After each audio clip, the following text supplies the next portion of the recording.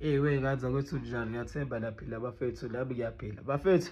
Engizotshela khona namhlanje kuyamangaza futhi iy'ndaba ezimnandi bafethu. Inqwaba yabantu bafethu abebengasebenzi bebhizi bahamba ama-march and marches bafethu, sebekwazile ukuthi inqwaba yalabo bantu ithole imisebenzi bafethu. So khumbula ukuthi bafethu ey'nsukwini ey'dlule noma amasontweni adlule upresident we-EFF ngenkathi kuhamba abantu baseGhana wabuza kwenye iconference ayenayo, wabuza wathi sithi abantu base-South Africa bethi imisebenzi ithathwa abantu bangaphandle, ngoba sekuhamba abantu baseGhana abawu-300 imingaki imisebenzi esivelile for ama-South Africans. Sathola ukuthi bafethu imisebenzi evelile is more than 1,000 nabantu asebeqashekile bala eSouth Africa badlulile kwi-1,000 njengamanje.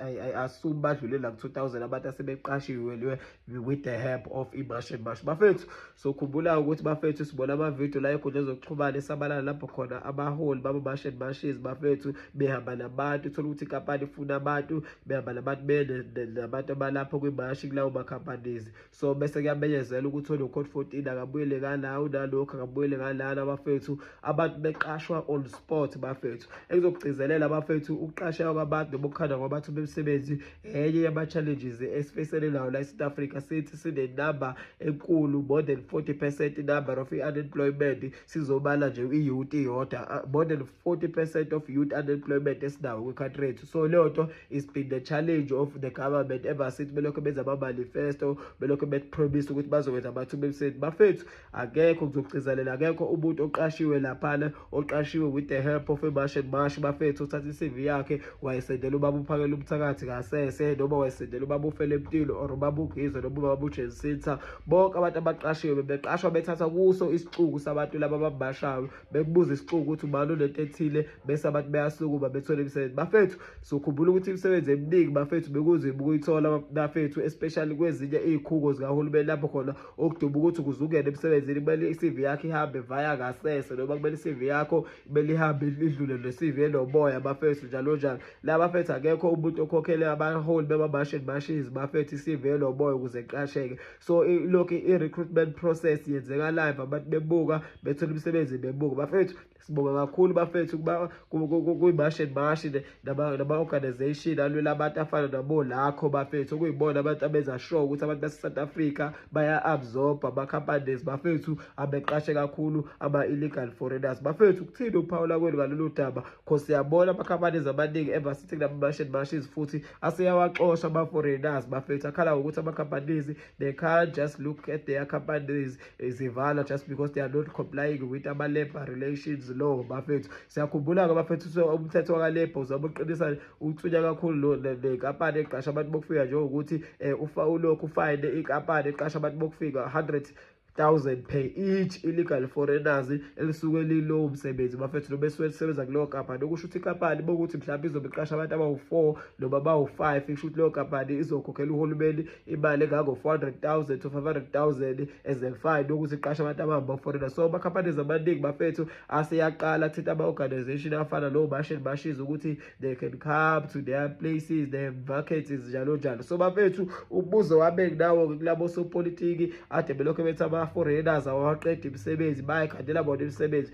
Wonke lama-business noma wonke lama-companies ala eSouth Africa asevulekile, like from ama-business okuba abaphathi bama-salon njalo njalo ase-own ama-South African njengamanje, nama-jobs akhona okusebenza ey'ndaweni ey'ningi, angadingi ukuthi uze ube skilled kakhulu noma angawona ama-scarce skills asevulekile. And sesibona ama-march and marches efaka abantu base-South Africa kuwona. Ngicela ukubuza yonke lowo msebenzi bafethu iyini, sithi abaholi bethu bathi ayikho imisebenzi ethathwa ama-foreigners. And also ngizobuza lo mbuzo ngobuzo balema labantu abangaphezu kwa-2,000 abasizwe i-march and march baqasheka. Ngicela ukubuza ukuthi labo bantu labo bayithole ngephi imisebenzi? Sithi yena upresident uSilo Julius Silo CIC wathi ayikho imisebenzi ethathwa abantu bokufika. So bafethu ake nikhommente ngalolu daba oselezwa i-march and march oqasha abantu abangaphezu kwa-2,000 ibaqasha through ama-march la abawenzayo. Ngicela nikhomente ukuthi bafethu ngokubona kwenu yini imisebenzi ekhona la eSouth Africa noma imisebenzi ayikho, imisebenzi ekhona la eSouth Africa but akusebenza abantu base-South Africa? Ake nikhomente, ngizobona kunina bafethu kuma-comment section.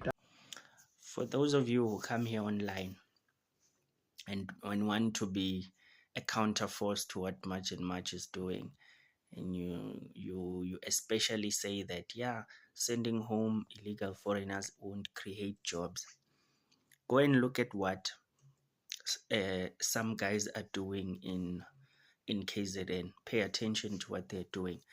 I just don't remember the guy's name, but it's not Ngizwe or Pagelum, but Pagelum Tagat also does it. I've seen him do it.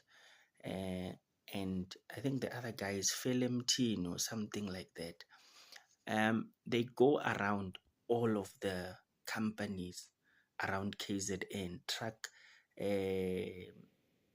trucking companies, what do you call, small farms, textile businesses. They are going around KZN talking to the employers, removing illegal foreigners without papers and foreigners in general. And they're documenting everything, and they are putting in South Africans, not by the dozens, by the hundreds. They are creating jobs immediately, not tomorrow, not like our government keeps promising and nothing comes. They are ejecting people that are not supposed to be here and putting regular South Africans. Go and watch, follow those actions. You will see how big the impact is. I mean, I always say that a lot of the times, even when you say you're intellectual, you talk without evidence. If you want evidence of how big a movement March and March is created, go and watch their videos. Go and watch them remove foreigners from jobs and put in South Africans, regular South Africans. You can't tell me anything about the issue now. They are showing you practically that you can create employment for South Africans on site. Something your government can't do, something your what do you call, your stupid videos can't do, sitting at home, all of you saying, Afrophobia and whatnot and whatnot. It's not going to create employment. They are doing it. Go and watch what they are doing in KZN. They are removing foreigners from companies and putting local South Africans.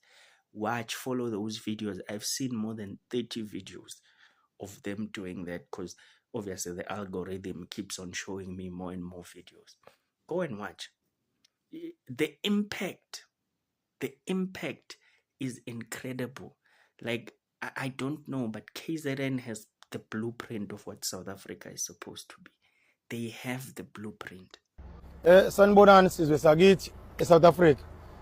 Bafowethu fela emntwini lo. Angiqale ngibonga bafowethu uIlakho uMancenza.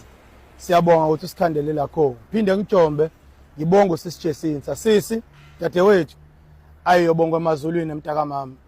Bese ngibonga insizwa phakela umthakathi ngizwe Nkosi yesizwe umfazi ogcwele Zoso bafowethu isibindi eningiphe sona singaphezulu kokubonga bafowethu.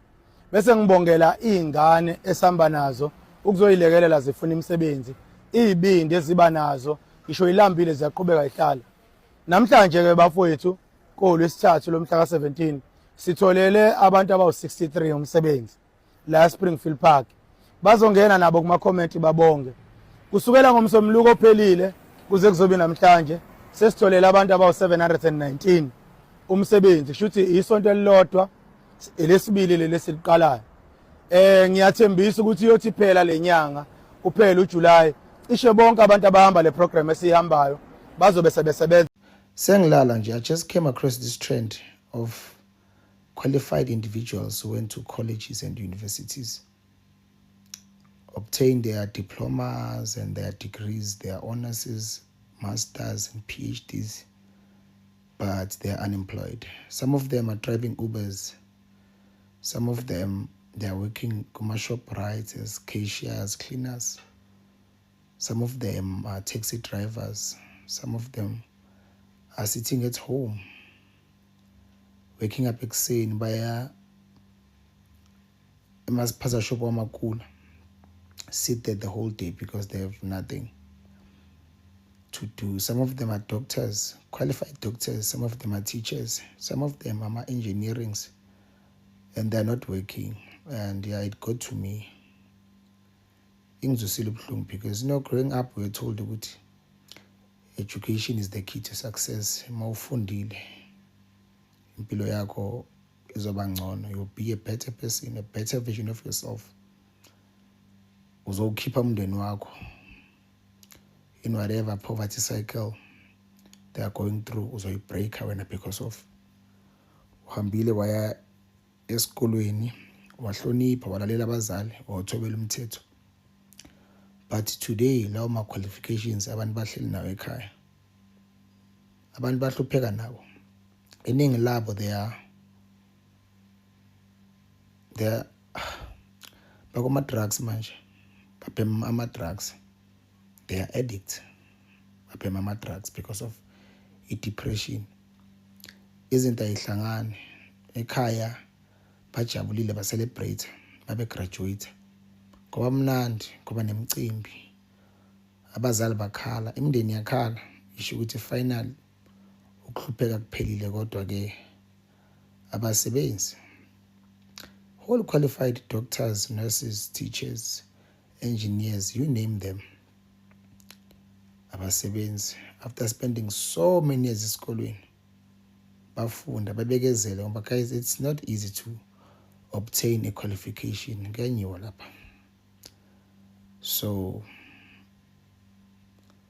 ingiphathe kabi, ngizizwa ubuhlungu, because honestly guys, the government of South Africa led by the ANC is failing us, especially youth.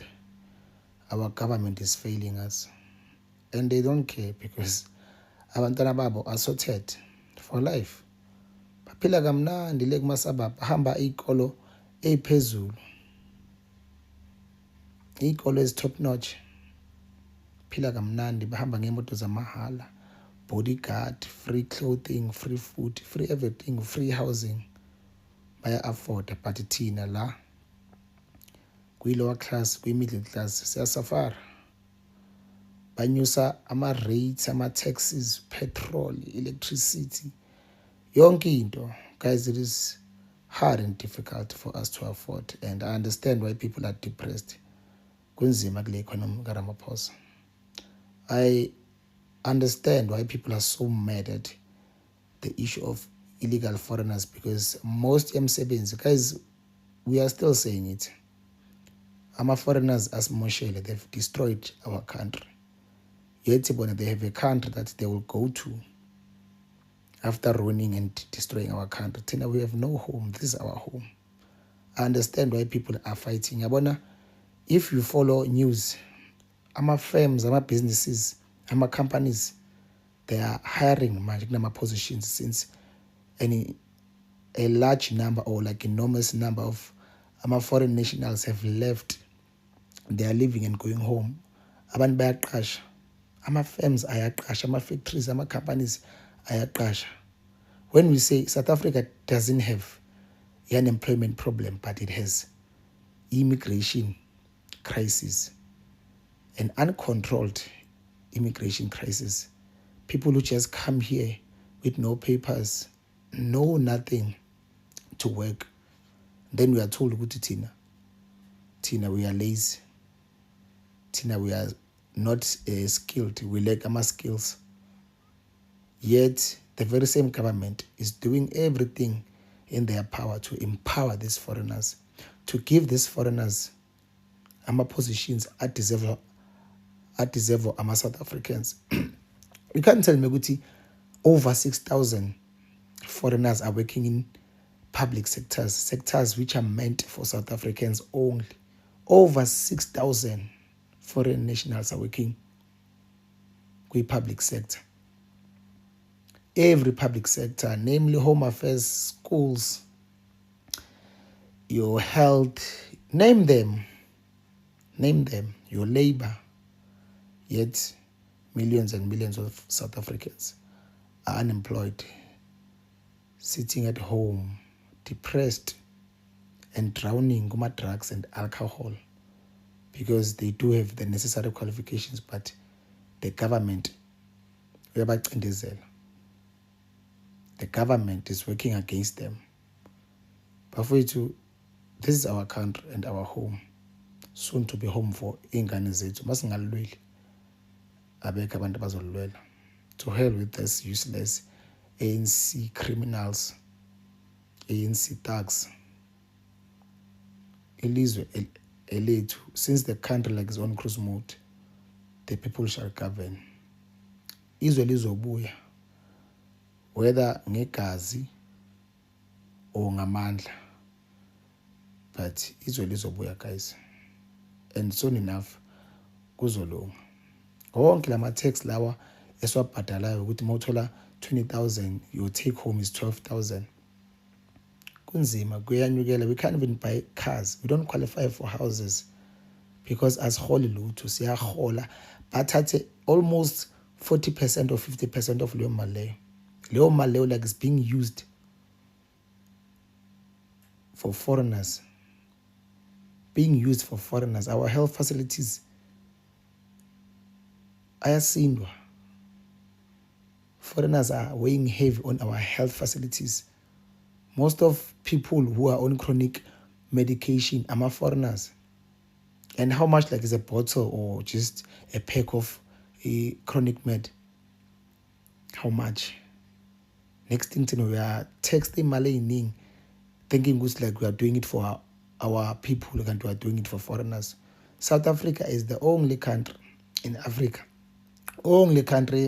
provider free healthcare services, because we are being led by fools. Amakhehla amadala anemkhaba benefits from all these countries.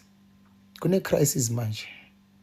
Foreigners, they are even protesting and roaming around our streets, fighting nama law officials. Try that when, as a South African, you will see.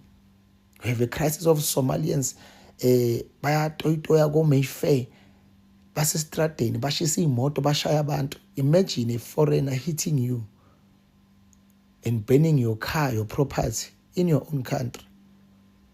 ANC has failed us, and I don't think kune party engizonda njenge ANC ngiyayizonda because they don't care about us. We understand which, like in this 30 years, like they were trying to maneuver or bazama to like to find their way, like in this governance thing, but guys, it's too much. Bahluleke dismally. Yabona uma sibavotela besibavotela ukuthi bathande thina, basibeke phambili, basenze ngcono, bas empower, but they are not doing that. The same bogogo nabomkhulu abagugile abashota ngama hairline nemkhaba emkhulu ebolile, they are saying thina we don't have skills, yet they are the ones abalutha le imali lezi zama colleges which were teaching people how to be plumbers, bricklayers, you name them. Today we are called which we are not skilled. We are being called lazy, but mawuvuka ngo 3 o'clock check la ngaphandle, South Africans are walking 3 o'clock ekuseni going to jobs, imsebenzi where they endless, bavukele ukuthi nje bagijime baye kuma taxi ukuze bafike early. Guys, enough is enough, and we cannot live like this. Youth yethu is drowning and iyaphuza, depressed because of labantu abatshontsha neimali. Bafowethu, your vote matters. Kuko konke lokhu that we are facing, we shall meet kuma ballot papers. We shall meet. Hello Mzansi, welcome to Mgosi Mzansi. If today is your first time visiting this channel, please do the right thing and click the subscribe button. South Africans are reacting to a march and march, creating jobs for South Africans. So no go puma foreigners.